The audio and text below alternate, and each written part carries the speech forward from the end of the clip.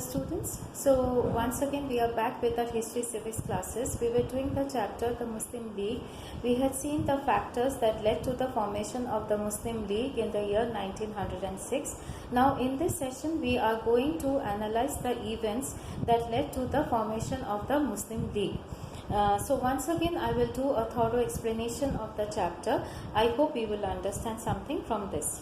Events leading to the formation of the Muslim League. The Hindi-Urdu controversy. In the United Provinces, that is the present Uttar Pradesh, Urdu was the court language and all the petitions to the officers and the courts were submitted in Urdu. So whatever the letters, petitions, they were written in the Urdu language. Some sections of the society protested against this practice. On 8th April 1900, the government instructed that all the petitions were to be submitted in Hindi, and the court summons, that is the court writings and the official notices and the announcements to be issued in Hindi as well as in Urdu. The Muslims resented this, means they protested against this. The controversy continued for months and the relations between the communities became worse. So there was a conflict between the two communities, that is the Hindus and the Muslims, because Hindi was made the official language in Uttar Pradesh. The second factor was foundation of the Mohammedan Anglo-Oriental Association in the year 1893. The growing influence and the popularity of the Congress became a cause of concern for the British. As we are aware that the Britishers wanted to stop or curtail the national movement. So it was a concern. The growing popularity was a concern for the Britishers. To counter the growing influence of the Congress, the British encouraged the formation of the Mohammedan Anglo-Oriental Defence Association in the year 1893. So, to curb or to reduce the influence of the Congress, they formed a separate association. They almost forced the Muslims to form a separate association named as the Mohammedan Anglo-Oriental Defence Association, and this was formed in the year 1893.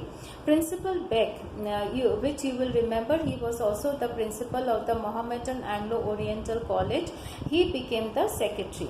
The motive of the British in setting up the association was to promote loyalty to the British and to prevent the Muslims from participating in any political movement. So the Muslims had to proclaim that they were loyal, faithful to the Britishers.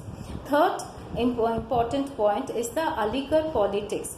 Nawab Mohsin ul Mulk led the Aligarh movement after the death of Sir Syed Ahmad Khan in the year 1898. So as you remember, Sir Syed Ahmad Khan, he was instrumental in the formation of the Mohammedan Anglo-Oriental College, and he formed a separate association of the Muslims, and after his death Nawab Mohsin ul Mulk took over from him.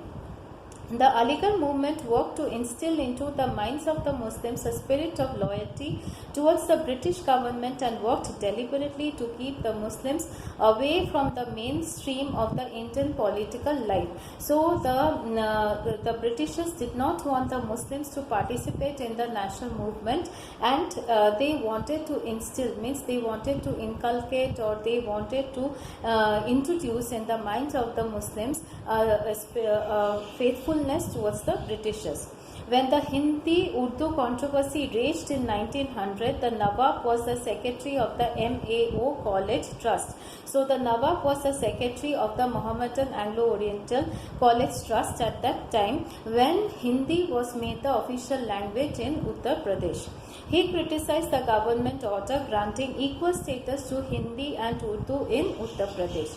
The governor of UP, MacDonald, was furious and he demanded that the Nawab should either resign from the secretaryship of the trust or separate himself from the agitation against the government order. So the Britishers felt that the Nawab was criticizing the government, therefore they wanted him to remove from that post, and they suggested that a political organization of the Muslims should be set up. The fourth important point is partition of Bengal, which took place in the year 1905.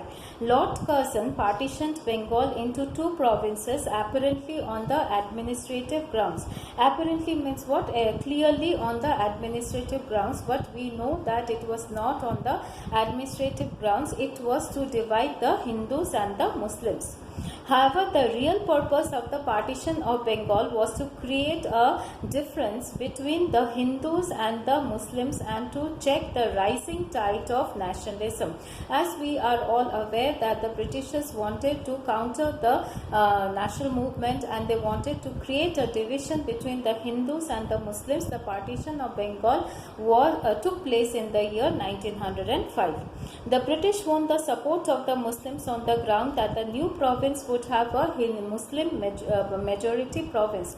Like we are aware that the eastern part of the Bengal, where there was majority of the Muslims, that province was ruled by the Muslims, and they felt that it was for themselves, and they thought that it was a Muslim majority province. Muslims of East Bengal, led by Nawab Salimullah of Dhaka, welcomed the partition. Fifth point is Muslim deputation to the Viceroy Lord Minto. To create a possible opposition to the Congress by using the Muslims, the Viceroy Lord Minto appointed a committee to work out an expansion of the Legislative Council. So the Legislative Council, we all know, comprised mainly of the Britishers, and this time Lord Minto, who was the Viceroy at that time, he wanted to expand the Legislative Council. This spurred some communal-minded Muslims to action. Spurred means what? This prompted, and some communal-minded Muslims meant what? The Muslims who were in favor of dividing the Hindus and the Muslims. What did they do? They decided to present an address to the Viceroy. Address means what? A kind of a written letter to the Viceroy. Now, who did this? Archibald. Archibald was the new principal of the Mohammedan Anglo-Oriental College. He made the following suggestions. What was the suggestions? The address should begin with the proclamation of loyalty to the British rulers. So it was a declaration of loyalty to the British rulers. There should be an expression of fear that the general system of elections would harm the interests of the Muslims, as they were in minority in the country. So the Muslims were not in majority, they were in minority, and if a system was being election was being held, then it would harm the interests of the Muslims. They should ask for some system of nomination or representation on the basis of the religious belief. So for the Muslims, there should be a separate nomination or a representation on the basis of the religion. An address was prepared incorporating these suggestions. A delegation of 35 influential Muslims from all over the country, led by Aga Khan, head of the Ismaili sect. Ismaili sect means the religious leader of this section, and Aga Khan was the religious leader. Led by him, a delegation of 35 influential Muslims met the Viceroy in Shimla, and in October 1st, 1906, put forward their demands, which included the following. What were their demands? Representation of the Muslims in the elected bodies on the basis of their political importance and not on their numerical strength. That means not on the basis of the numbers, but on the political importance. Separate electoral constituencies for the Muslims in the Provincial Council and the Imperial Legislative Council. Provincial means the state, and the Imperial means which was at the which was formed in association with the Queen. So a separate electoral representation means area-wise representation of the Muslims should be done. Preference to be given to Muslims while nominating members of the Viceroy's Council. So if members of the Viceroy Council, a council was there separately for the Viceroy to assist him in the administrative work, the Muslims should also be given preference. Reservation of the seats for the Muslims in the state services. More state aid for promoting new Muslim universities. So more state help should be there for promoting the Muslim universities. universities. The Viceroy received the deputation and expressed his sympathy with their aspirations. He assured them that their political rights and interests as a community would be safeguarded. So the Viceroy was sympathetic towards the Muslim leaders, and he felt that he will, he considered it important to, take into account the recommendations or the suggestions, and he told that he will act accordingly. So, what was when was the formation of the Muslim League? The success of the Muslim deputation to the Viceroy motivated the Muslims to start a separate political organization. So now they had, presented a written address, a written petition to the Viceroy. It motivated them a lot. Nawab Salimullah of Dhaka, who was the Nawab, and he was made the Nawab by the Britishers, and he was told to rule in the Dhaka region after the partition of Bengal. In December 1906, when the eminent Muslim leaders assembled in Dhaka in connection with the Mohammedan Educational Conference, he arranged a meeting to consider such a proposal. So the first initiative was taken by Nawab Salimullah of Dhaka, and he arranged a conference proposing a formation of a separate Muslim party. The proposal to form a central organization for the Muslims was accepted, and the political association All India Muslim League was set up on December 30, 1906 under the presidentship of Nawab Salimullah.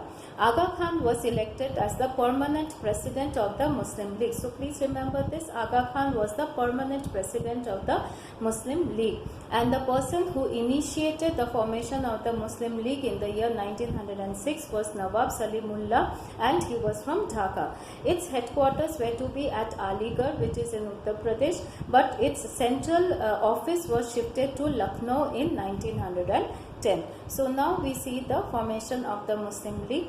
Hope you have learned something from the video.